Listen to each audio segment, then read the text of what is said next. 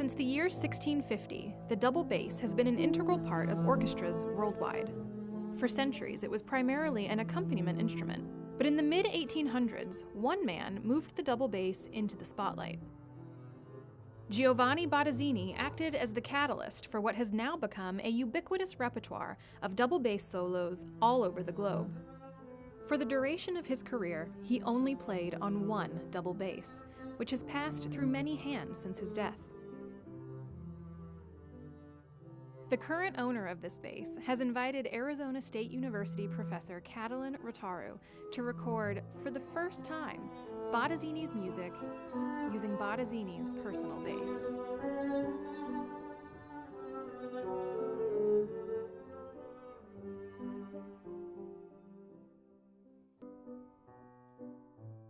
Bottesini was born in 1823 to a family of musicians in Crema, Italy.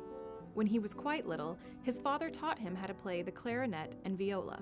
Later, at the age of 14, Bottesini applied to college. However, at the time, Milan Conservatory offered only 2 scholarships, one for the bassoon, the other for the double bass. It was for this reason that Bottesini taught himself how to play the instrument with which his name is principally associated today. We are exposed to his music since the very beginning. I consider him the godfather of the modern double bass because he revolutionized completely the way we play this instrument today. He brought many elements into the playing technique of the instrument, but some of the most important ones are melody. Of course, even before him, there were bass players / composers who wrote significant number of works for double bass as a solo instrument. But Bottesini took that to a whole new level. Upon leaving college, Bottesini traveled to America, where he composed and conducted operas. His first, Cristoforo Colombo, employed techniques for the double bass that the world had never before witnessed, thus earning him the name Paganini of the bass. Way back when it first came into existence, it was designed as an accompanying instrument primarily. And today, the bass is something that's vital to any music ensemble. All of a sudden, bel canto, a vocal technique, Bottesini implemented that into the double bass. And also the addition of the harmonics. The harmonics were used even before Bottesini in solo works for double bass. But the way he implemented them changed completely the face of the instrument because he used them to create melodies, musical ideas in his compositions.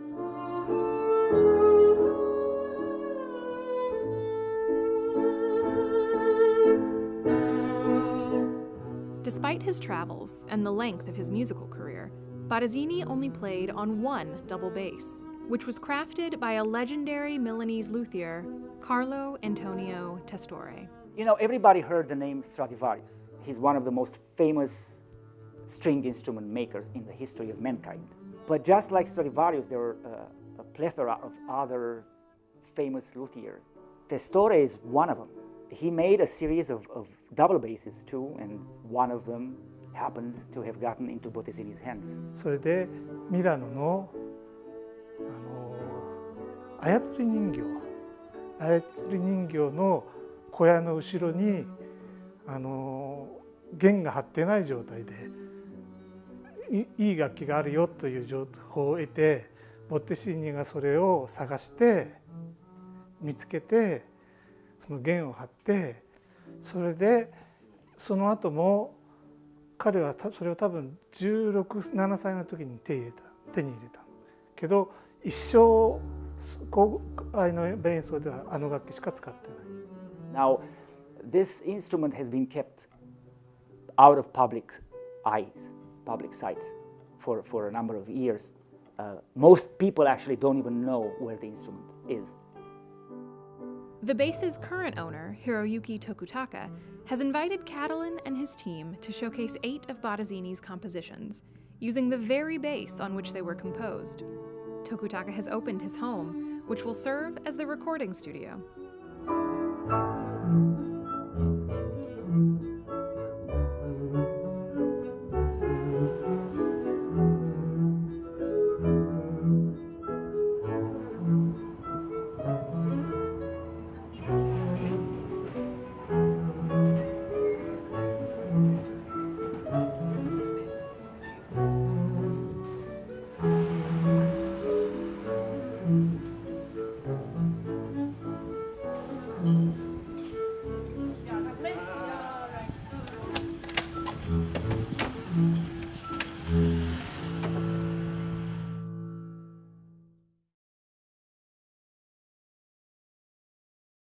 今度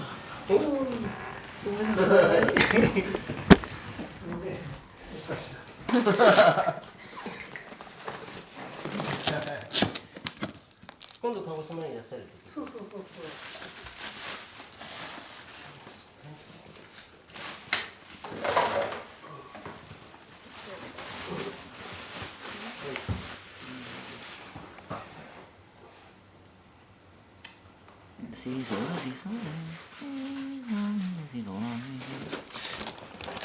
Microphone.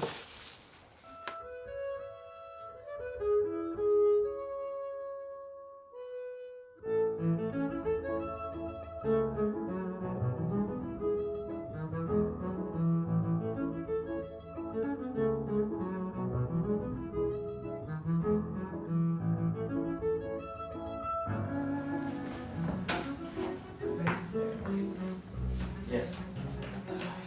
I set up 6 mics total, 2 mics for piano, and 2 for the ambient, and 2 for the bass. One of these are picking up the sound from the F hall, and the other one picking up from the top of the strings.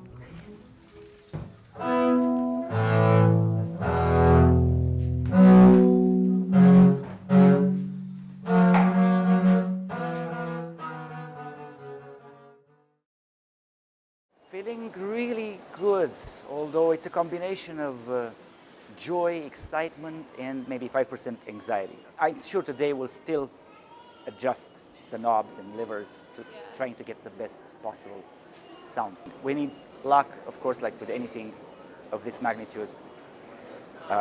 Knowledge is not everything. You always need a little bit of luck to make things run smoothly.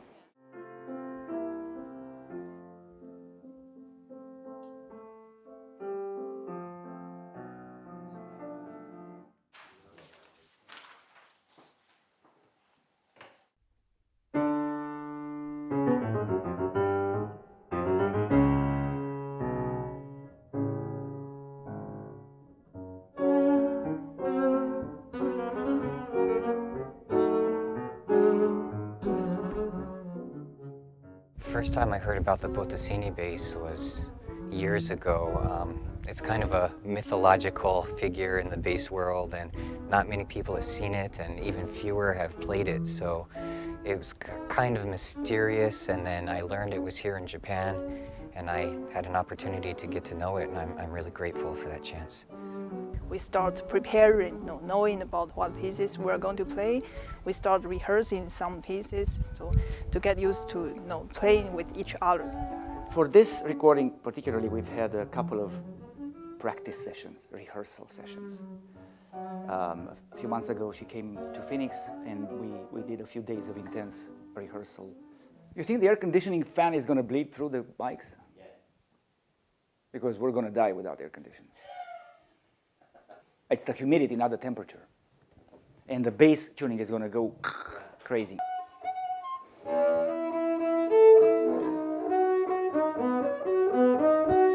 It was actually Catalin's idea to try to represent only the sound of the bass. This recording is not to showcase Catalin. This is a recording to showcase the bass itself, to give people a chance to feel Bottesini again. After this recording, I think people will know about the Bottesini bass, what the harmonics sounds and how the lower part of the bass sounds. So it would let people really hear what kind of music he was playing. With this recording, I hope the bass community, music lovers in general, will get the chance and the opportunity to hear the bass, to feel Bottesini's spirit again, and just an introduction, since this has never been recorded before. As I was playing various pieces, I was thinking that, and I actually was talking to them, to Mr. Tokutaka. I said, looks like this, the bass knows this piece very well. It's kind of a funny, a really beautiful type of feeling you have, knowing that Bottesini actually played God knows how many times that piece, the same piece, in the same way, perhaps, on the same instrument.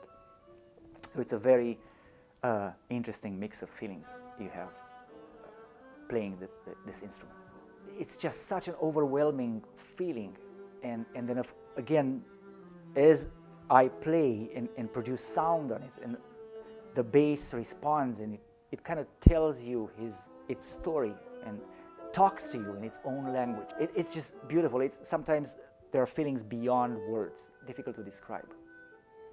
But it was a truly musical blessing.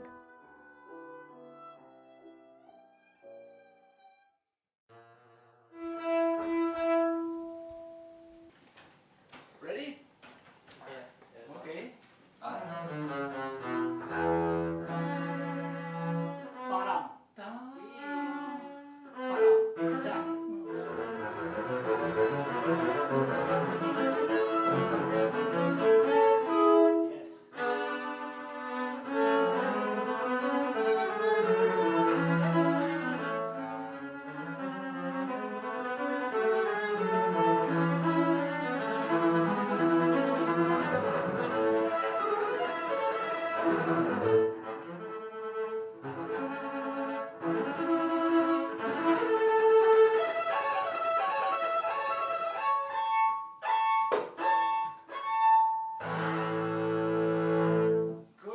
As far as I'm concerned, it is already a success, just by the simple fact that it happened, it took place. I listened to some our recordings after the recording, and actually it was not bad. It's better than I think. This recording will be amazing. やっぱりこうレコードになっていろんな人に聴いてもらえるっていうのはとっても素敵なことだなと。ちょっと付け加えると、ボッテジーニが振動させた板から出る音が。I am deeply humbled and honored by this, and I understood the historic significance. I can't express enough my gratitude to Mr. Tokutaka for choosing me to be the pioneer, the first to do this and bring it to the world, present it to the world.